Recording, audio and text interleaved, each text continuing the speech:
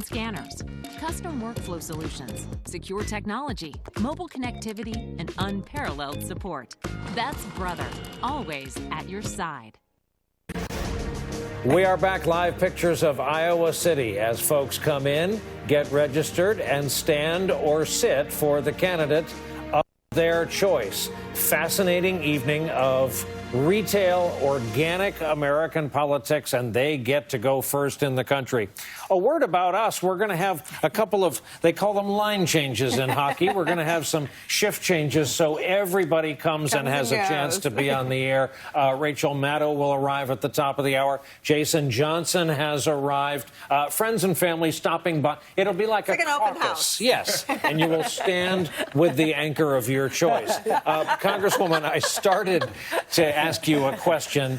I cannot ignore the fact of what else is going on in the background. First of all, this week we're going to have a president walk down the aisle of your former House chamber. Today, and just today, some Democrats in the Senate opened the door to a censure resolution against this president. And I wanted to hear you out on that. Obviously, when Claire McCaskill comes back, we'll talk about it with her tonight as well.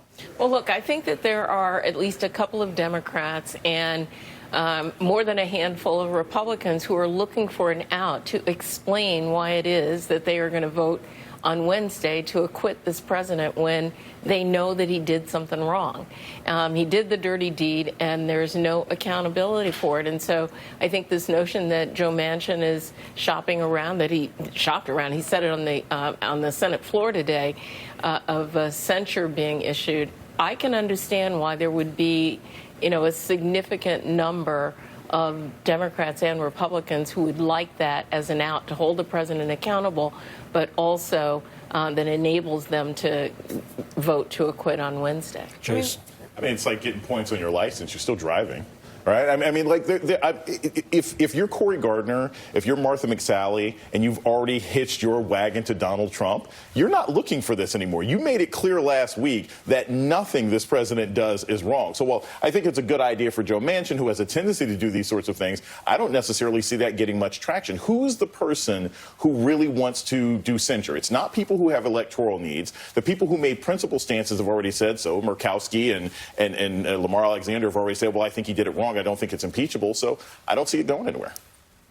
I mean, I just think the door is open, and I think for people like Murkowski and Lamar, how do they vote against censure? They've said their reason for not voting to convict is because they want to leave this up to an election in November. Censure doesn't impact the vote in November one iota. So I actually think this puts Republicans on the line for backing up their words with a very doable action. And if it's good enough for Joe Manchin in West Virginia, it's good enough for retiring Lamar Alexander and Lisa Murkowski of Alaska, who does a whole lot of this, right, hand-wringing, and Susan Collins and Cory Gardner. I think it puts Republicans on the spot. I think, you know how I feel about the substance of all this. I mean, the Republicans have gone from, oh, yeah, it might have been perfect, to he's guilty as hell. We just don't have the you-know-whats to do anything about it. If you don't vote for censure, what are you doing in the Senate? This is why I thought I would just raise the issue and have a conversation about it. Wait till I ask Claire during the 10 o'clock Eastern hour, because we truly are just getting started, what her friend Chuck Schumer believes and where he stands on the question of censure. Chris Matthews, I digress. Chris Matthews in Des Moines with another special guest. Chris? I'm here with Brian and Nicole. I'm here with one of the top surrogates for Bernie Sanders, Senator Sanders. Nita Turner, state senator from Ohio. Thank you. So here's the thing I'm trying to be consistent with everybody tonight when I get a chance to ask them these questions. How do you get from here to what I consider the big casino day of 1 month from now, when you have to win California, Texas, may well have to take on Mike Bloomberg by then? How does Bernie win in enough states to win the nomination?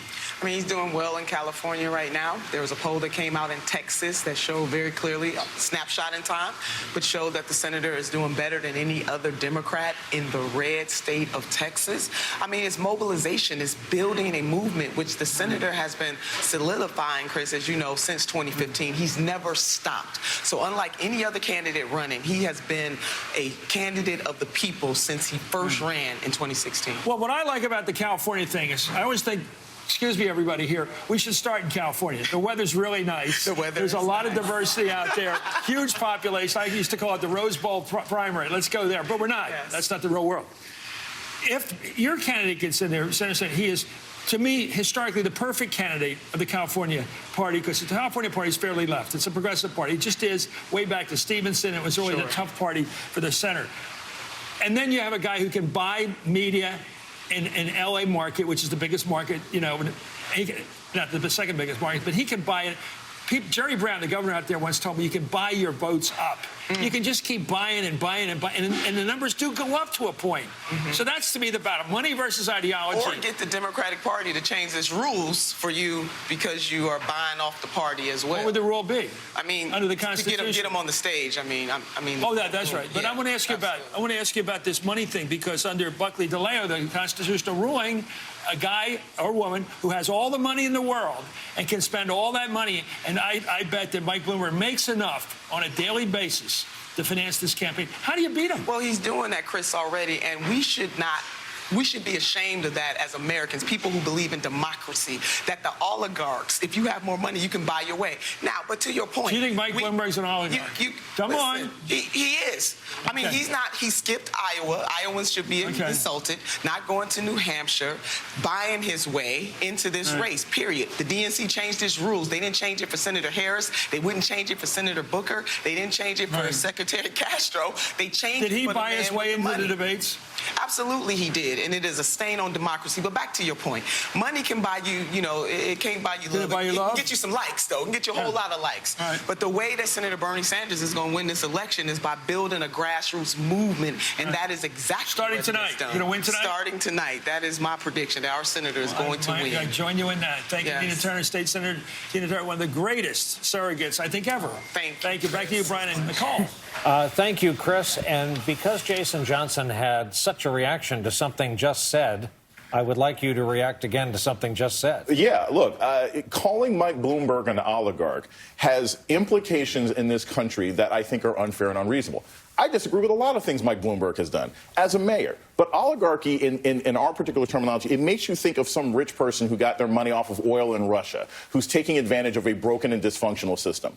Mike Bloomberg is just a rich guy. America is full of rich guys. And just because you're rich doesn't mean that you're an oligarch who abuses his power. The power that Mike Bloomberg got access to was given to him by the voters of New York. So I think using that common term, fine. It's great in the Iowa caucuses, and the Bernie, the supporters are going to love that sort of thing, but it ain't the kind of language that you should be using. I think it's dismissive. I think it's unfair, and it's the kind of thing that blows up in your face if you become the nominee and you have to work with Mike Bloomberg 3 or 4 months from now. And that's the issue that the Sanders people never seem to want to remember. And we are still 19 minutes, 50 seconds away from having results in Iowa, though we're going to get to... Getting closer. I know. We're going to get to Steve Kornacki, who is looking at the first entrance polls. What we're asking caucus goers on their way in, because in Iowa, results may vary. We're back with more right after this.